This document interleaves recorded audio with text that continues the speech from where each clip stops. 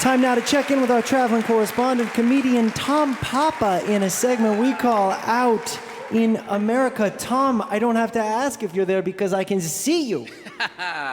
I'm here, Chris. On behalf of Live from Here, I'm continuing my journey across the country, shining a light on all the good people in America. This week, I was in our nation's capital, Washington, D.C. It was one of those hot, humid East Coast summer weeks where each day slowly swells up with the moisture like a water balloon until it bursts in the late afternoon thunderstorm all over your face. A visit to historical D.C. is always an inspiration. One of my favorite things to do is to spend a day reflecting on the life of President Lincoln by visiting Ford's Theater, followed by the Lincoln Memorial. I was sitting in the quiet theater, gazing up at the balcony where Lincoln last sat, letting the magnitude of what happened here wash over me, when I felt a presence over my shoulder. I turned, half expecting to see a ghost, but it was a uniformed tour guide named Larry. He tipped up his hat and asked if I had any questions. I told him I did not. He said, "I'm glad you asked me that." The distance from the balcony to the stage is 12 feet. John Wilkes Booth probably could have made the jump without any problem, but he had gotten tangled up in the flags that drape the box, the very flags you see before you. I thanked Larry for the info, excused myself, and walked up the steps to the balcony. Larry was right behind me. "Some people believe that Booth broke his ankle on the jump, but I don't buy it," he said. Booth was an actor and did his own stunts and only added this explanation in his diary a week later to make himself seem more heroic as the newspapers were calling him a coward. "Isn't it typical," Larry asked, "that an actor would be reading the paper after an assassination to see how well he was reviewed?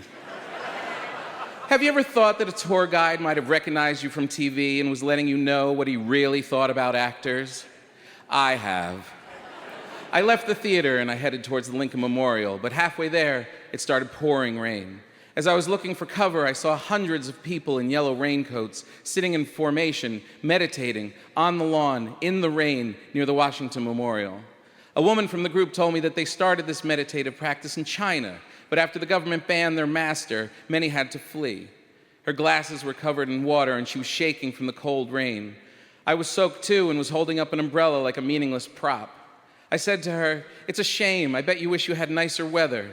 She looked at me genuinely confused and said, "But this is an absolutely perfect day." Have you ever been so miserable in the rain that you thought about joining a cult just for the yellow raincoat? I have. To get out of the elements, I went to the Renwick Gallery that had an exhibit for the artwork of Burning Man Festival. I always thought it was an event where people took mind-altering drugs and ran around the desert with no clothes on. And after looking at the artwork, I realized I was right. It was truly creative. In one installation, I laid on the floor on some pillows alongside some other people, and we looked up at the ceiling covered in a giant kaleidoscope. This was nice, but obviously designed for people who were visiting another plane. Have you ever passed out in your hotel room with your clothes off after a long day of sightseeing, and when you woke up, realized you were still lying on the floor at the Burning Man exhibit? I have. I had been there just long enough for the rain to stop and decided to continue my journey towards the Lincoln Memorial. As I approached the beautiful structure where Martin Luther King gave his "I Have a Dream" speech, I truly became energized. Have you ever confused Washington, D.C. with Philadelphia and started running up the steps of the Lincoln Memorial like Sylvester Stallone in Rocky? I have. An Asian family applauded me and used selfie sticks to take pictures with me. The sculpture of President Lincoln is powerful, but what struck me this time were the speeches engraved on the walls. The Gettysburg Address on his right, the second inauguration speech on his left. At a time when the country was literally tearing itself apart in the Civil War, Lincoln was able to communicate in such a poignant and unifying way to all Americans, and all without a single hashtag.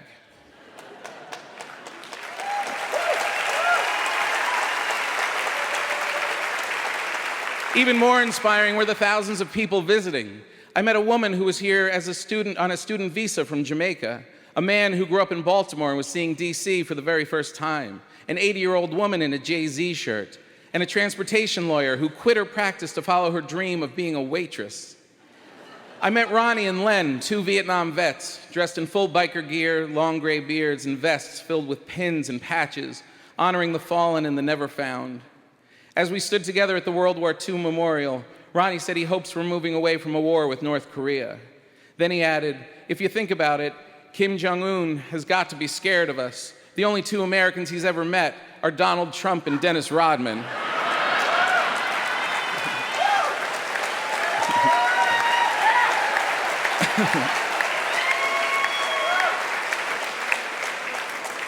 I met a 13-year-old boy who was pushing his aunt in a wheelchair, a 17-year-old girl who was receiving a Congressional Honor Award on the steps of the Capitol, and a 22-year-old who joined the Army for the first time, holding hands with the girl he's about to marry. Have you ever spent 4 days in Washington, D.C., and watched as the monuments, the news, and the politicians were all eclipsed by the stories and the optimism of everyday Americans? I have.